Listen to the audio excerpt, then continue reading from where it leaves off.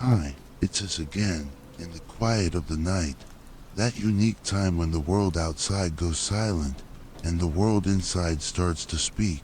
I have a question for you, one to just sit with for a moment. Have you ever wondered what's scarier than an uncertain future? Perhaps it's a future that is certain down to the last detail. A future where every joy, every pain, every surprise has already been written. A movie where you already know the ending. A life with no room for hope, because hope only exists where there is doubt. Tonight, we will not try to predict the future. We will do the opposite. We will dissect the question, why is the human brain, a machine designed to live in the present, so allergic to uncertainty and always obsessed with peeking at tomorrow? Our journey begins not with crystal balls, but with the biased prophet living inside your own brain.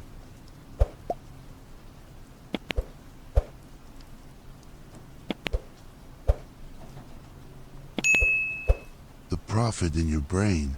To understand this addiction to the future, we need to start in the laboratory of our own minds. And the first experiment involves an experience that most of us have tried. Even if just for fun, reading a horoscope. You open a newspaper or a website and read the horoscope for your zodiac sign. It says something like, today, you will face a few challenges at work, but persevere, your intuition will guide you.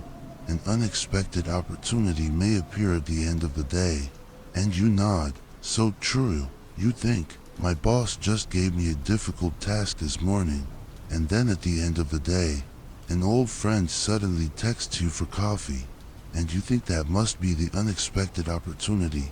The prophecy was right, but was it really? In 1948, a psychologist named Bertram R. Forer conducted a classic experiment.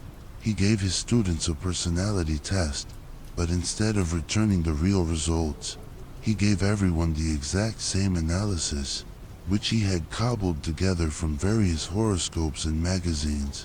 The analysis contained general statements like, you have a need for other people to like and admire you. Or at times you are extroverted, affable, sociable, while at other times you are introverted, wary, reserved. He then asked the students to rate the accuracy of the analysis for themselves. On a scale from 0 to 5, the average result was an astonishing number, 4.26 out of 5. Most people felt the description was extremely accurate for them. This phenomenon is called the Forer effect, or more commonly, the Barnum effect, after the circus showman P.T. Barnum, famous for the saying, we've got something for everyone. The prophecies in horoscopes work in exactly that way. They are vague and general enough for anyone to project their own life onto them and see them as true. A challenge at work? Who doesn't have one? An unexpected opportunity? It could be anything, from a text from an old friend to finding a $20 bill on the street. Our brain craves to be understood, and it is willing to fill in the blanks of a vague statement to turn it into a private truth. But the Barnum effect is only one part. Our brain has more sophisticated tools to convince itself that it can see the future. Two of them are apophenia and confirmation bias. Apophenia is the innate human tendency to see patterns and connections in completely random data.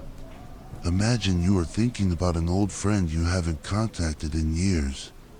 That afternoon, you happen to run into them at the supermarket. Your brain immediately screens, destiny, telepathy. It creates a meaningful story about a supernatural connection, but it deliberately ignores the thousands of other times you also thought about other people and never ran into them. And once the brain believes in a certain pattern, confirmation bias comes into play. This is the brain's information filter. It tends to only search for, interpret, and remember information that confirms its pre-existing beliefs, and ignore all information that contradicts them. A classic example is the fear of Friday the 13th in American culture. If you believe it's an unlucky day, you will notice every minor misfortune that happens. You spill your coffee. You get stuck in traffic. You argue with a colleague. You will think, I knew it.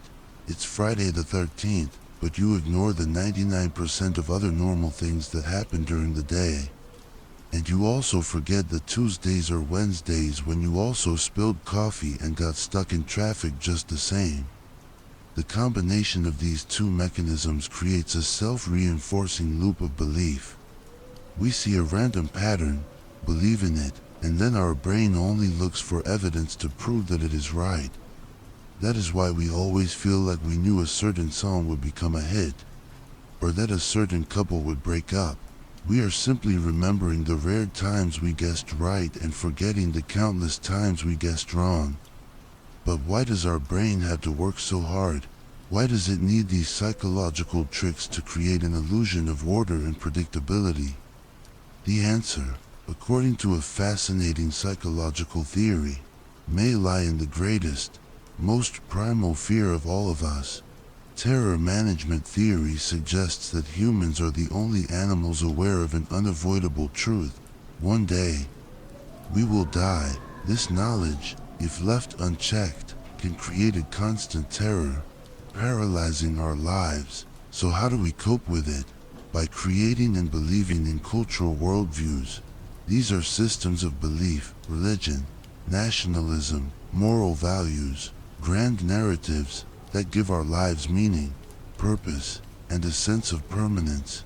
We believe we are part of something larger, a nation, a religion, a legacy that will continue to exist after our physical bodies perish. And prophecy is a crucial part of that defense mechanism. The belief that the future is not a meaningless chaos, but a preordained plan, whether by God, by fate, or by the laws of the universe, gives us a deep sense of comfort. It transforms death from a random, terrifying event into a part of a larger, ordered story. It helps us manage the terror of our own finitude, the desire to know the future. It turns out, is not just curiosity, it is a deep psychological need to fight against the fear of the void. It is an effort to impose order on a universe that is inherently chaotic. We have just seen that the brain is a biased prophet, a self-deceiver seeking comfort from its greatest fears, but that is only part of the story. If it's all just psychological tricks, why can prophecies change the course of empires? In the next part, we will turn back the pages of history to meet the greatest prophets. Before we continue, let me know in our late night cafe, what's the most harmless prophecy you often tell yourself? And don't forget to subscribe and turn on the bell, as a promise for our next sleepless nights.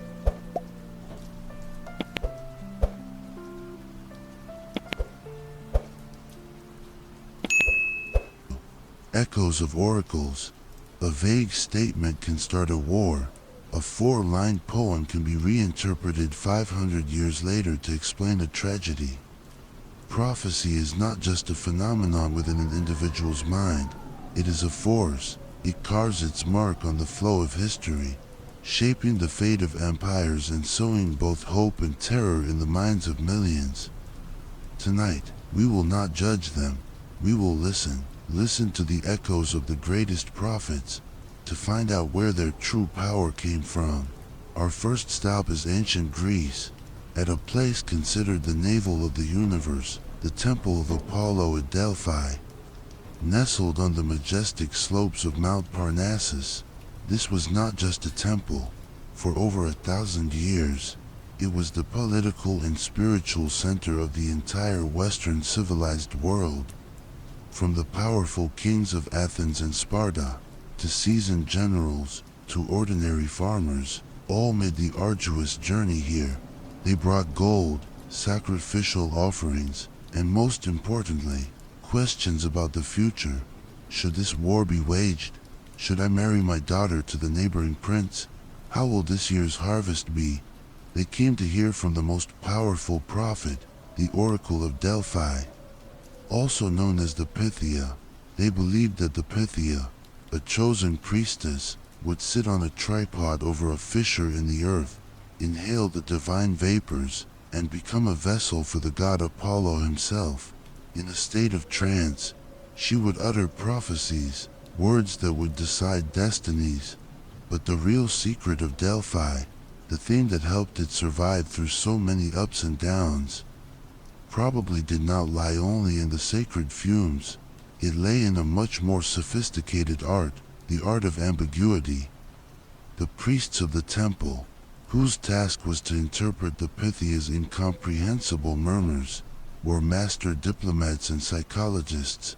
They were well aware of the political situation, the tensions between city-states, and even the secret fears of the person asking. Their prophecies were almost never a clear yes or no answer. They were riddles, poems with multiple meanings. The most classic story is about King Croesus of Lydia, one of the richest men in the ancient world. Before deciding to attack the mighty Persian Empire, Croesus carefully sent envoys to consult the oracle. The prophecy he received was, if you cross the Halys River, a great empire will be destroyed. Confident that victory was in his grasp, that the gods were on his side, Croesus led his army across the river. The result was a catastrophe. His army was destroyed, and he himself was taken prisoner. Later, in bitterness, he sent a complaint to Delphi. Why did the gods deceive him? The priests calmly replied that the prophecy was completely accurate. A great empire had indeed been destroyed, only it was his own empire. The oracle was never wrong, because the burden of interpretation was always placed on the shoulders of the questioner. Prophecy acts as a mirror, accurately reflecting the ambitions and fears of the one looking into it. Our time machine fast forwards to 16th century France. We meet an equally mysterious figure, a physician, astrologer, and author of one of the most controversial books of all time, Michel de Nostradamus, or Nostradamus. His book Les Prophéties, a collection of nearly 1,000 four-line poems, has become an endless source for those seeking omens of the future. His fans believe he foresaw everything, from the French Revolution and the rise of Napoleon to the two world wars. But when we dissect the works of Nostradamus, we find the same tool that the priests at Delphi used, ambiguity. But on a more sophisticated level, his poems are a complex mix of Old French, Latin, Greek, and Italian. They are full of metaphorical images and ancient allusions, and most importantly, they almost never mention a specific date or name. The most famous example often used to prove his talent is the prophecy about Hitler. One of his verses mentions a figure named Hister. For centuries, scholars believed Hister was simply the Latin name for the Danube River. But after Hitler and Nazi Germany caused World War II, people began to reinterpret it. Hister sounds almost like Hitler, and so a prophecy was fulfilled. This is the core mechanism of interpreting Nostradamus, retrofitting after the event. No one before 1939 pointed to that verse and warned the world about a dictator named Hitler. But after the tragedy had occurred, people, in an effort to find order in chaos, turned back to the old books and found a strange coincidence. Nostradamus did not give us a calendar of the future. He gave us a poetic Rorschach test, sprawling ink blots of words, where each generation can look and see the horrors of its own time. And our time machine stops at a much closer place, the 20th century, in the Balkans. Here, we meet one of the most famous modern prophets, a figure dubbed the Nostradamus of the Balkans, Baba Vanga. Vanga was a blind woman who lived a simple life in a small village in Bulgaria. Her physical disability, following the classic motif, only strengthened her mystical aura. It was believed that when she lost her sight of the outer world, she was granted eyes to see into the future. The prophecies attributed to Vanga cover countless events, but two have made her name resonate in Western pop culture. The first prophecy is about the sinking of the Russian submarine Kursk in 2000. It is said that long before, She had said, in August 1999, Kursk will be covered with water, and the whole world will weep over it. At the time, everyone thought she was talking about the city of Kursk, and thought it was absurd. But then in August 2000, the nuclear submarine named Kursk sank to the bottom of the Barents Sea. A shocking tragedy, the more famous prophecy, linked to one of America's greatest scars, is about the 9/11 attacks. The most quoted prophecy is, "Horror, horror, the American brethren will fall after being attacked by the steel birds. The wolves will be howling in a bush, and innocent blood will be gushing." Let's dissect this sentence. American brethren, a very evocative phrase, which could mean brothers, or it could mean the Twin Towers. Steel birds is a perfect metaphor for airplanes, and the most controversial part, bush, coincides strangely with the name of the American president at the time. It is a chillingly powerful prophecy. But, like Nostradamus, the problem lies in authenticity. Many of these famous prophecies of Vanga have no reliable, written source recorded before the event occurred. They usually only appear and are widely spread in Russian tabloids, and later the internet, after the tragedy has happened. It is very difficult to determine what Vanga actually said, and what was embellished by the media to create a compelling story. Vanga is a perfect example of how a legend is created in the media age. She is a combination of the sincere folk belief of those around her, words that could be vague or specific, and the amplifying power of the press and the internet. She shows that, even in the 20th century, our need for a prophet is as strong as it was in ancient Greece. From Delphi and Nostradamus to Vanga, it seems the formula for a great prophet does not change. They do not give us a clear map. They give us a poem and let us find our own way. So, where does the real secret lie? In supernatural ability, or in the very grammar of ambiguity? In part 3, we will expose those tricks. Before we continue, share your thoughts. In your opinion, what makes a prophecy believable in the eyes of the public?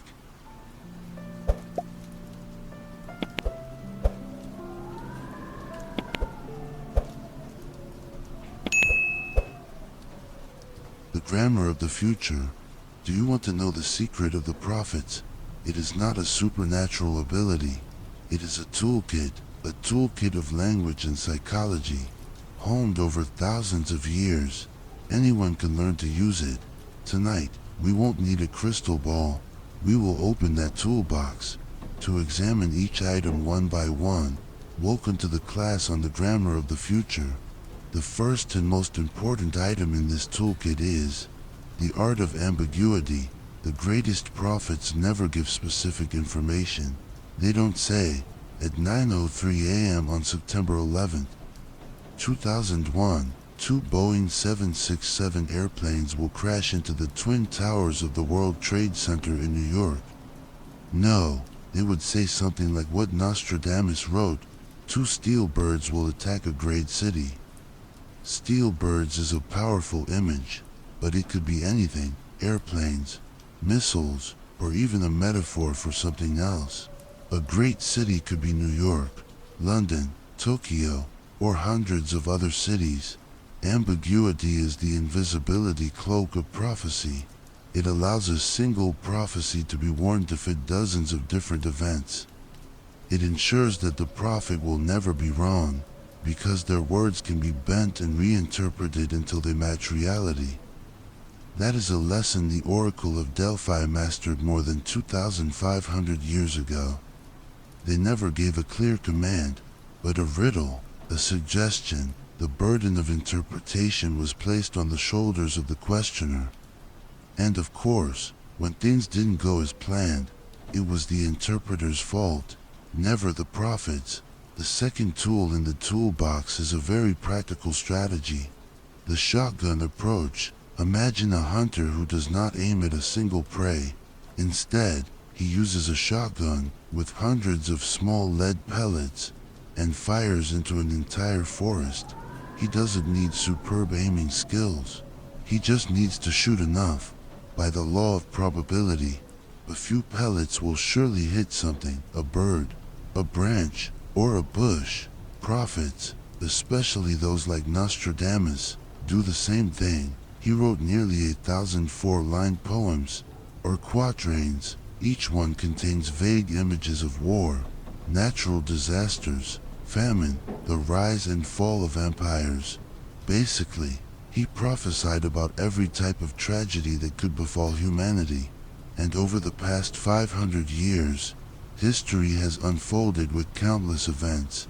The fact that a few of those events seem to match a few of his verses is not a miracle. It is a statistical certainty. Our brain, with its confirmation bias, will ignore the 990 irrelevant verses and focus only on the 10 that seem to be fulfilled. We marvel at the hits, forgetting that it is the result of 1,000 random shots into the darkness of time. This leads us to the third tool, perhaps the most powerful and most used, retrofitting, also known as postdiction. This is the core mechanism that explains why Nostradamus or other prophets become famous.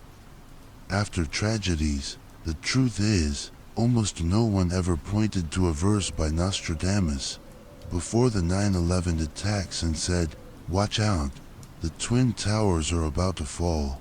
No, the opposite happened. After the tragedy had occurred, when the whole world was in shock and trying to find some meaning in the chaos, people began to turn back to the ancient texts.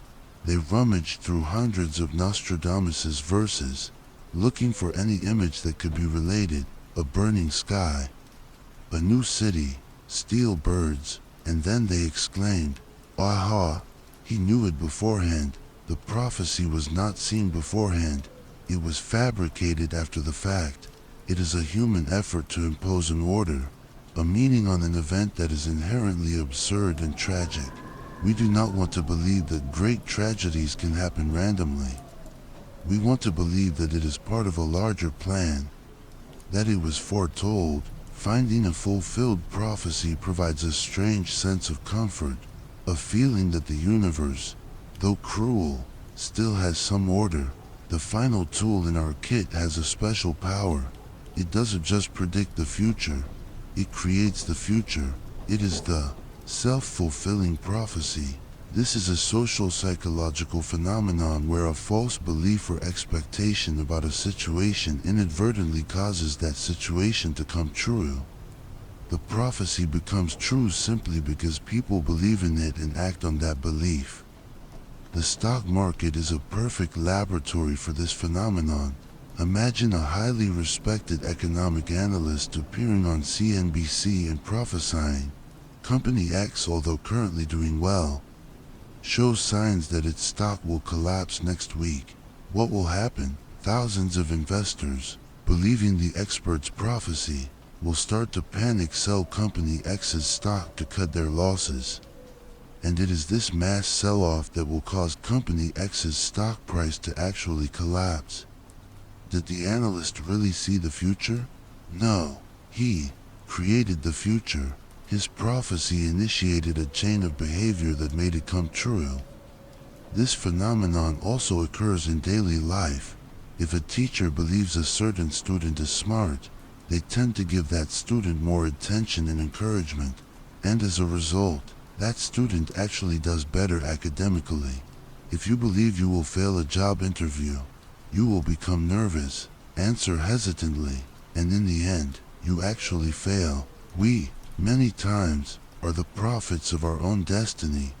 The grammar of the future, it turns out, is not so complex. It is a mix of ambiguous language, the laws of probability, and the powerful psychological mechanisms of human beings. The future is not predicted, but is often written by our own beliefs and actions in the present. We laugh at the ancient oracles, but in the modern world, with big data and artificial intelligence, are we creating new prophets of our own? Prophets made of data and algorithms, prophecies that have even greater influence. In part 4, We will meet the prophets of Silicon Valley. Don't miss it. Let me know. Have you ever realized you were accidentally using one of these prophetic tricks in your daily life?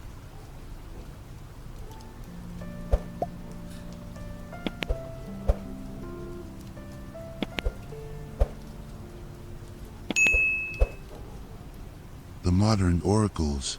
We have traded vague oracles for precise data charts. We have traded robed priests for analysts in hoodies in Silicon Valley. We think we have escaped superstition to enter an era of reason and science.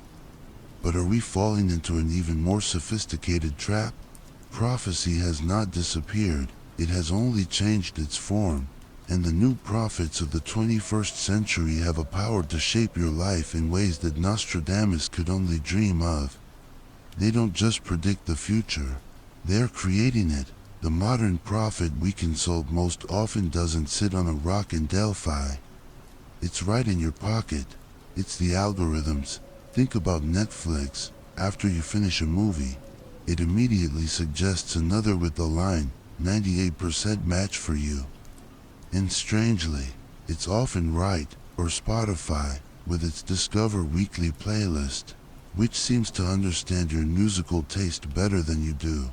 Introducing new songs you've never heard but instantly love. That's not magic. Those are predictive algorithms. They analyze terabytes of your data and that of millions of others. What you've watched, listened to, liked, skipped, and for how long. From that, it builds a complex model of you and prophesies your next behavior. But here's the scary part. These algorithms don't just predict the future. They intervene in the future. They create a form of self-fulfilling prophecy on a global scale. When Netflix prophesies that you will like a movie and puts it right on your homepage, the probability of you clicking to watch it is much higher. When TikTok prophesies that a dance will become a trend and starts pushing it onto the For You page of millions of people, it has created that trend itself. We are living in filter bubbles, where algorithmic prophets constantly feed us things they know we will like, gradually shaping and narrowing our tastes. The prophecy you will like this becomes true, simply because you are no longer shown other options. But the new prophets don't just want to sell you a pair of shoes or a movie. They also want to warn you about the end of the world. Consider the scientific forecasts about climate change. Scientists use supercomputers to run complex models, prophesying how much the Earth's temperature will rise, how high sea levels will get. They use weighty terms like tipping point, a threshold that, once crossed, everything will be irreversible. In essence, this is not a matter of questioning the validity of the science. It is about analyzing the social function of these forecasts. They operate exactly like ancient oracles. They are warnings based on our current actions. They evoke fear, and their ultimate goal is to motivate a change in behavior, a collective repentance to avoid a dark future. Similarly, there are economic forecasts. When economists on Wall Street prophesy that there is a 70% chance of a recession in the next 6 months, it's not just a number. It is a prophecy with the power to change reality. Companies, upon hearing that, will start to hesitate to hire. Consumers will tighten their spending, and it is these very behaviors, driven by fear of the prophecy, that can contribute to causing a real recession. Once again, a self-fulfilling prophecy. The human need for an end-time story never seems to disappear. It just changes its clothes to suit the times. If in the past, we feared the judgment of God, today, we fear the judgment of the very systems we have created. Remember the Y2K event at the end of 1999? The whole world panicked at the prophecy that when the clock ticked over from 99 to 00, computer systems would crash, planes would fall from the sky, and power grids would go dark. It was a purely technological doomsday prophecy. Billions of dollars were spent to fix it. In the end, no disaster happened. or the phenomenon of the Mayan calendar ending in 2012, a misinterpretation of an ancient calendar turned into a global pop culture event. With Hollywood blockbusters and people building bunkers, it was a perfect storm of ancient mysticism and modern media hype. And today, our doomsday fears are even more complex. The fear of an AI singularity, where artificial intelligence surpasses humans and treats us like trash. The fear of social collapse due to political division. The fear of a new global pandemic. All of these are the modern versions of the Book of Revelation. They do not reflect the future. They reflect our deepest anxieties in the present. Fear of technology we cannot control, of a society we no longer understand, and of an uncertain future we are hurtling towards. From the algorithms on TikTok to complex climate models, we are living in an age saturated with prophecies. They seem more accurate, more logical, but perhaps they are also more dangerous, because we believe in them more blindly. We are obsessed with predicting the future to the point that we forget to live in the present. This leads to the final and most profound question, a question I want you to truly ponder before we reach the end of our journey. If you could, would you really want to know the future? Take a moment with that question. No need to answer right away. No need to comment if you don't want to. Just stay with it for a while. Thank you for asking the big questions with me in the quiet of the night.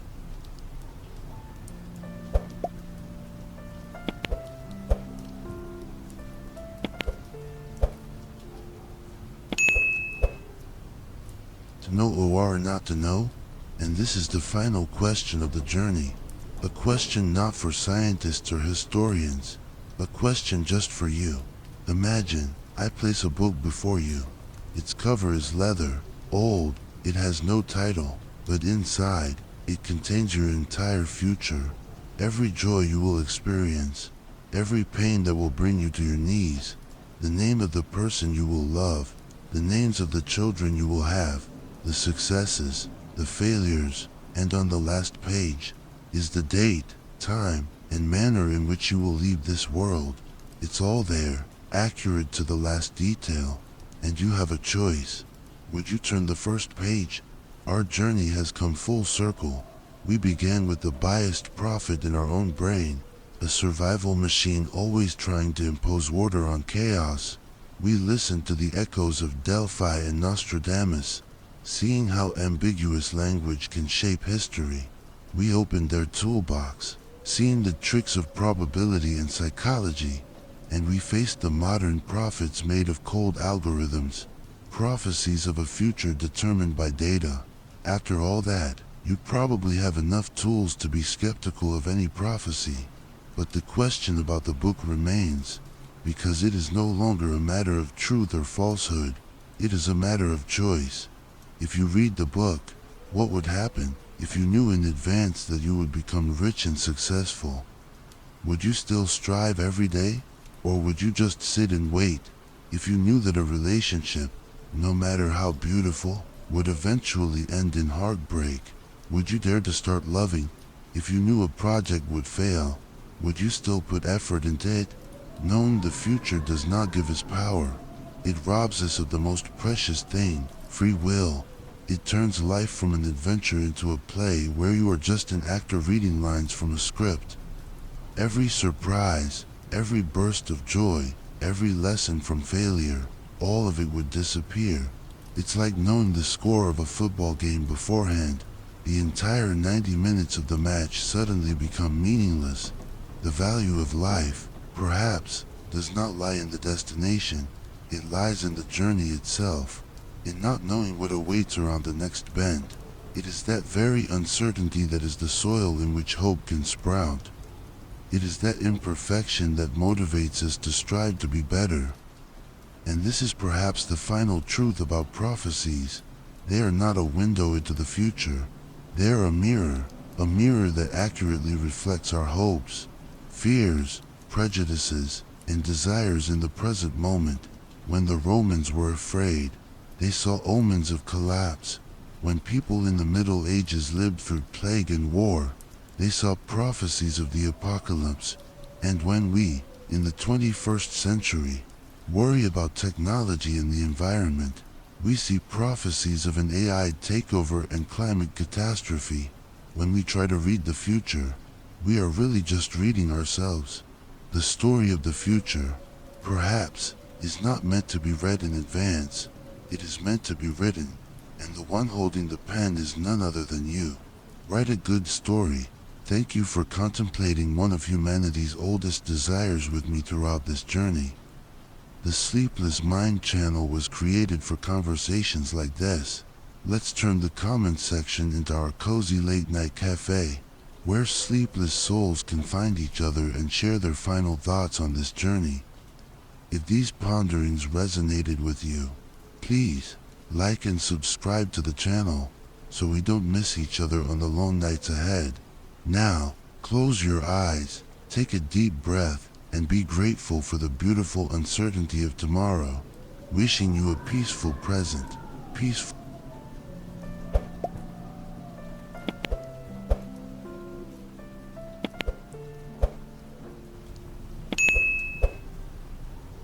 A map of tomorrow's fears. At the end of our previous journey, we arrived at a place of peace, an acceptance that the future is a blank page, and we are the ones holding the pen. A beautiful and powerful idea, but the human brain is a tireless seeker of curiosity. Even after deciding not to read the Book of Destiny, it cannot stop itself from glancing at the cover, trying to guess what the next chapter will be about. The itch for tomorrow is a chronic one.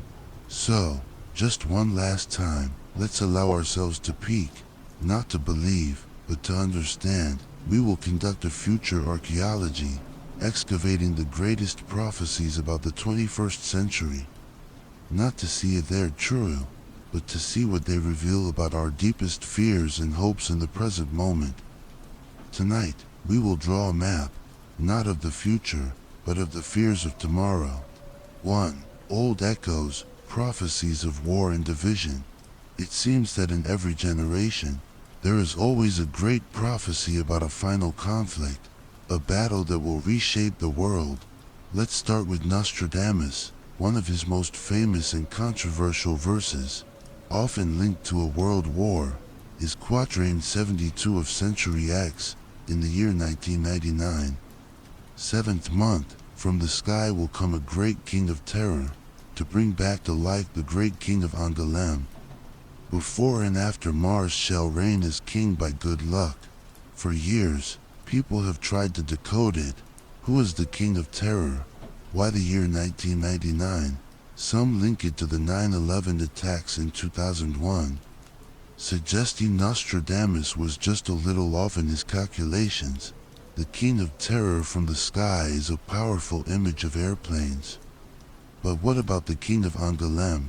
Some suggest it's an anagram for Mongols. Mars is clearly a symbol of war. This prophecy, like all his others, is a soup of fascinating metaphorical images. It is vague enough to be anything, and for that very reason, it can be everything.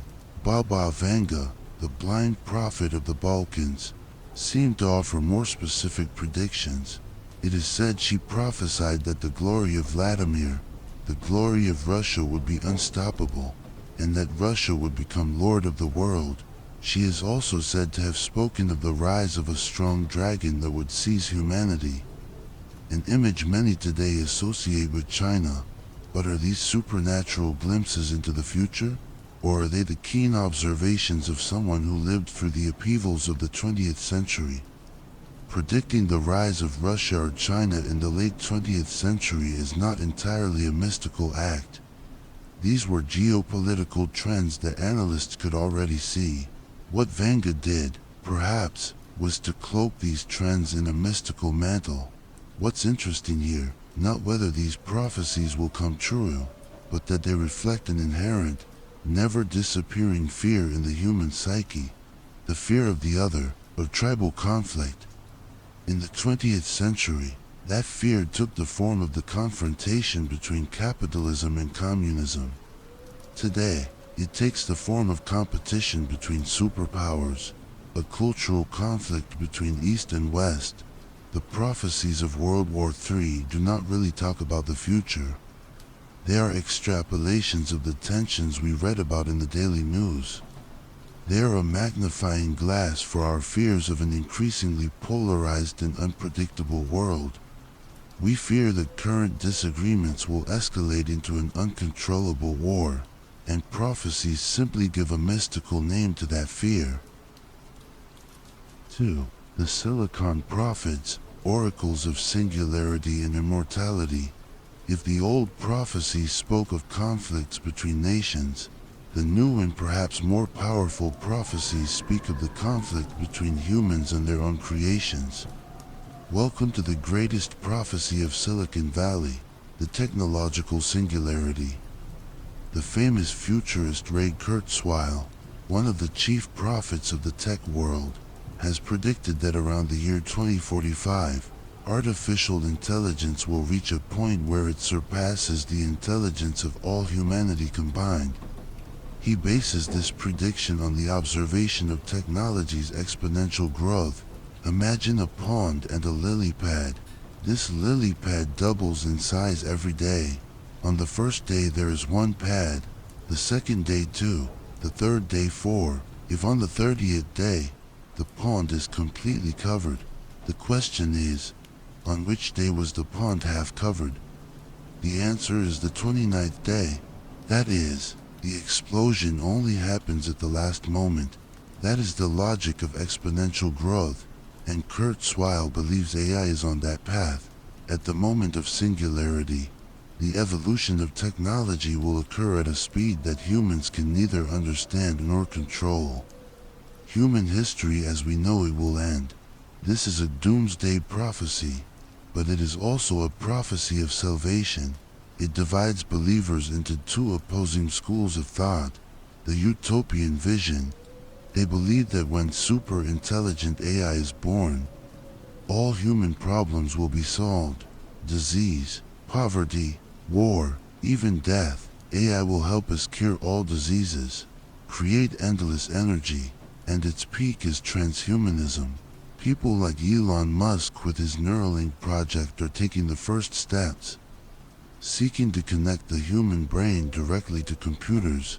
The ultimate vision is the ability to merge humans with machines, upload our consciousness to the cloud, and achieve digital immortality.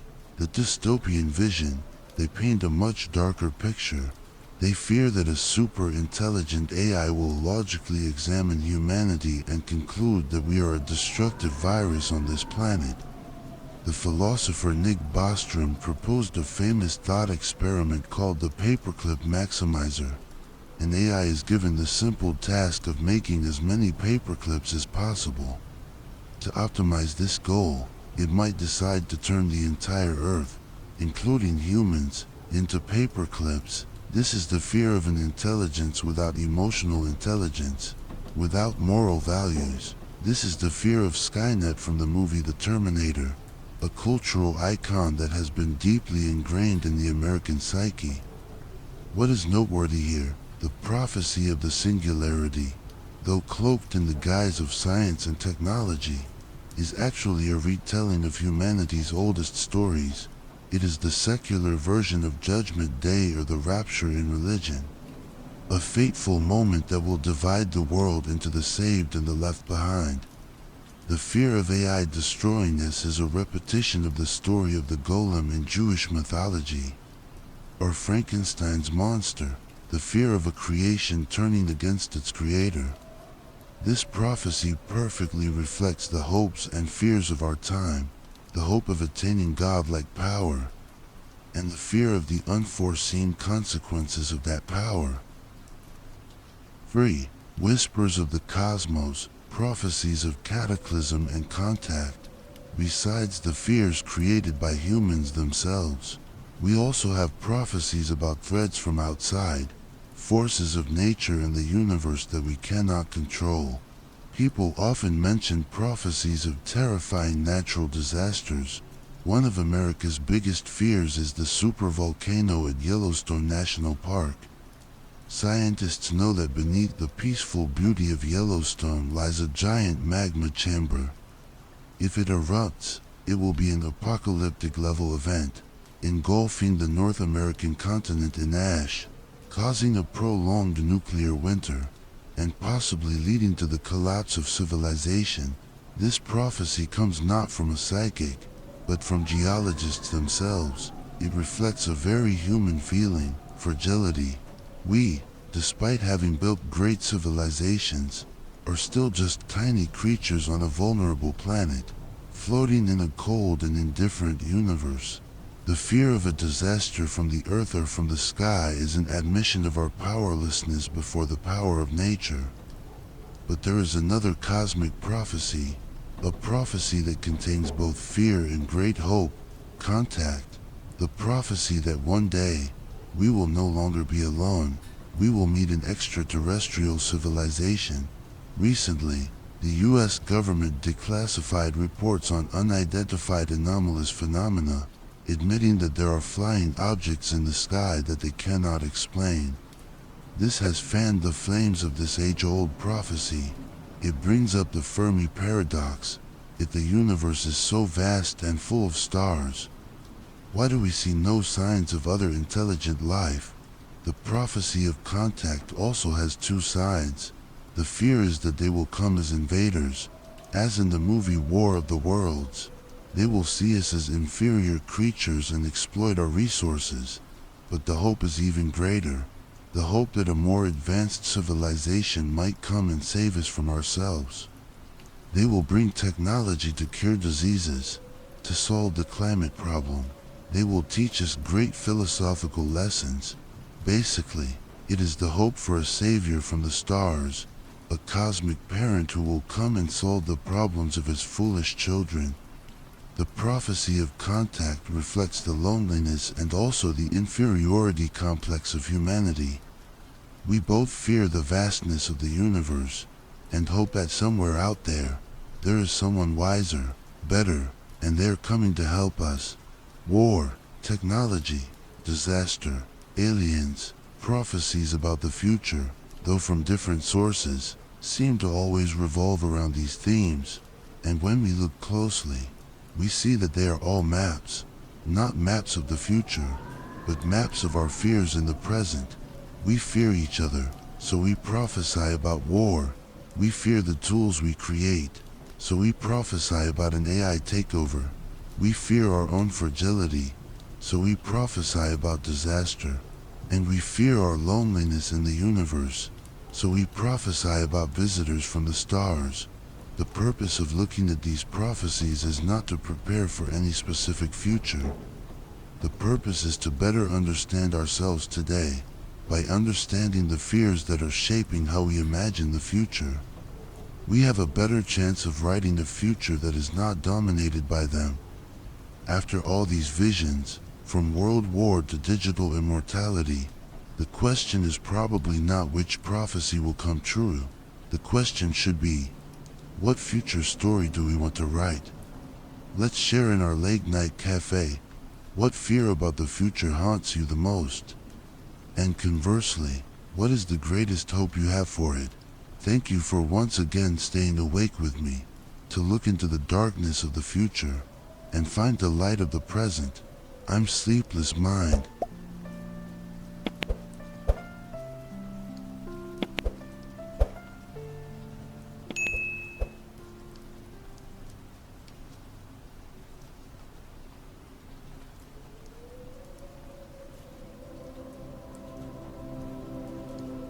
Made it all the way here, thank you. You've stayed with me through every shadow, every whisper, every unraveling thread, but now it's time to let go. I've prepared something special, a piece of music that won't ask anything from you. No twists, no words, just sound to cradle you gently into the kind of sleep that doesn't rush, doesn't forget, and doesn't need to explain itself. Close your eyes. Let the silence begin where the story ends. Sweet dreams, traveler, you're safe now.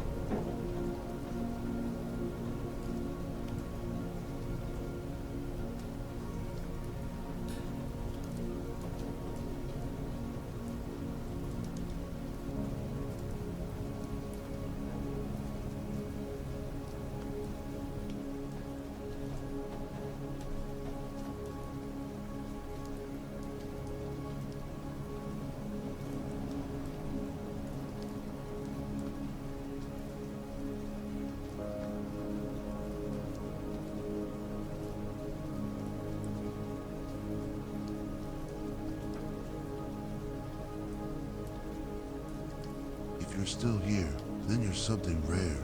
Not many stay this long. So, thank you for choosing to stay.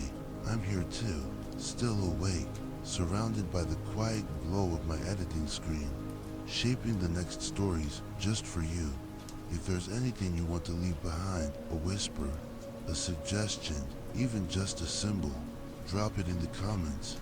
Because maybe, tomorrow night, you'll hear yourself echoed in a story that's never been told before.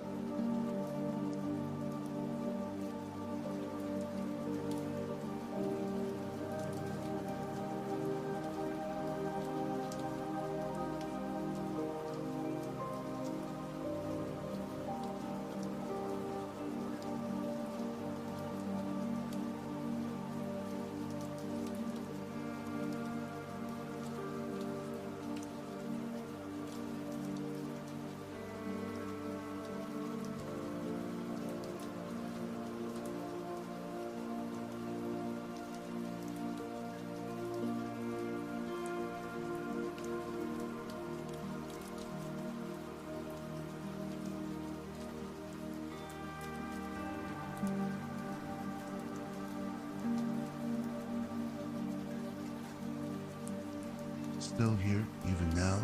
I have a feeling part of you is still wandering somewhere between wakefulness and dreaming. I know that feeling well because I'm still awake with you. In a quiet room, I'm gently laying out layers of sound, each breath, each beat, preparing the next journey we'll take together. If you're still listening, leave me a sign. Let me know how you're feeling or just where you are in this vast world. Because right now, in this stillness, you are not alone.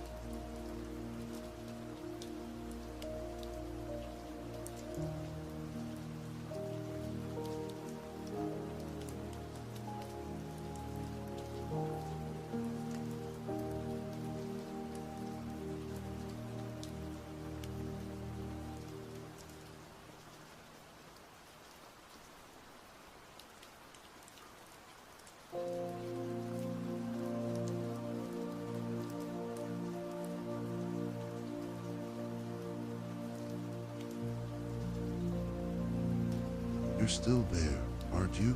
I can't see you, but I can feel you. Like a soft signal pulsing across the silence.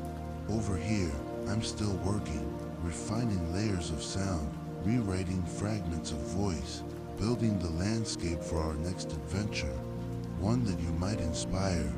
If an idea comes to you, share it with me. Comment below. A theme, a memory, a strange dream. I read every word, because I never tell these stories alone. I tell them with you.